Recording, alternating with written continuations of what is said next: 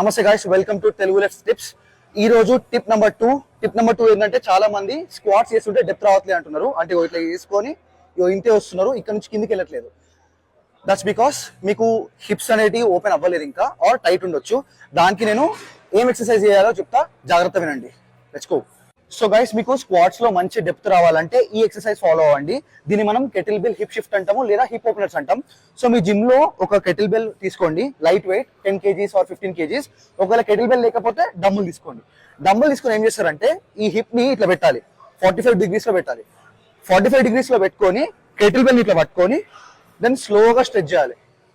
స్లోగా స్ట్రెచ్ చేసిన తర్వాత ఒక 5 seconds హోల్డ్ చేయాలి. ఇట్లా మనం ఎప్పుడు హోల్డ్ చేయాలంటే గ్రాయిన్ లో స్ట్రెచ్ ఫీల్ అవ్వాలి, అప్పుడే మీరు హోల్డ్ చేయాలి 5 seconds. దాని తర్వాత కమ్ బ్యాక్ అండ్ ఒక్కసారి 45 degrees అయిపోయిన తర్వాత 90 degrees.